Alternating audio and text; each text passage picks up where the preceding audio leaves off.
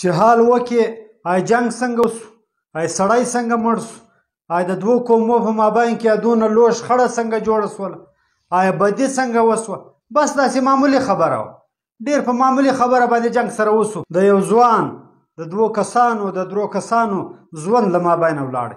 حالانکې سړی د اندازه وکړي د یوه ماشوم روزنه، بیا هغه لویدن، بیا هغه ځوان کېدن، دا څونه ډېر لوی پیریډ ده. بیا د هغه د مور د پلار د هغه احساسات، د هغه له زوی سره محبت یو څونه لوی خبره ده. سړی د په خپل زړه باندې لاس کښېږدي بیا د دا تصور وکړي. زما د اندازې مطابق په دا معمولي خبرو باندې بدي کول، د انسان ځان له مابینه تلل، انسان قتلېدل، دا د پښتنو د سماج، د پښتنو د دغې ټولنې دا شخصانه ده.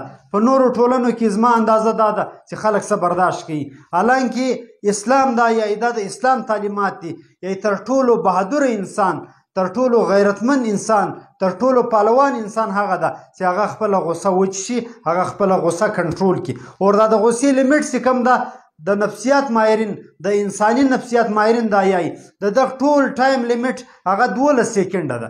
که چیرې په 12 سیکنډه کې سړی برداشت وکړي بس هر شی له مابینه ولاړو.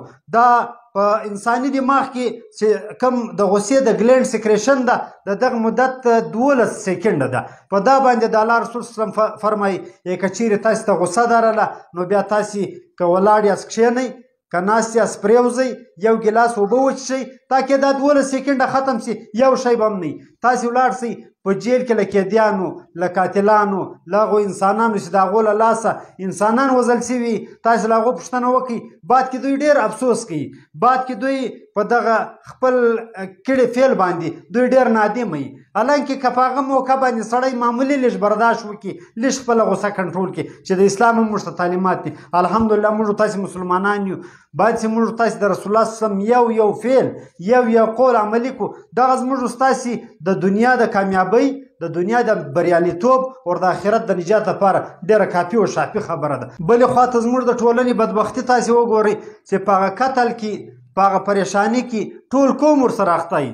یو قوم هم، هغه بل فریق هم، هغه یو خاندان هم، بل خاندان هم د دغه یوه انسان له وجې څونه په مشکلاتو کې سي. نو دونه خاندان یا دونه قبیله یا دونه قام که چیرې په پریشانۍ کې راځي، نو که سړی معمولي 12 سیکنډه خپله غصه برداشت کړي، الله رب العزت به سړی وژغوري، الله رب العزت به سړی د پریشانیانو وساتي. دغه د کلو د نسلو پریشانیان پنجابیان یایي یې لمحو نے خطا کی تھی صدیوں نے سزا پائی. نو زموږ ستاسې دغه د بدیو، دغه د مرګو، دا د پریشانیو، دا د جنګو سیستم په یو لمحه کې یو معمولي کار وسي، او بیا دا دوږ دغه د بدیو، دغه د پریشانیو دا دود چې کوم ده دا بیا په سلا او کلو پورته کیږي.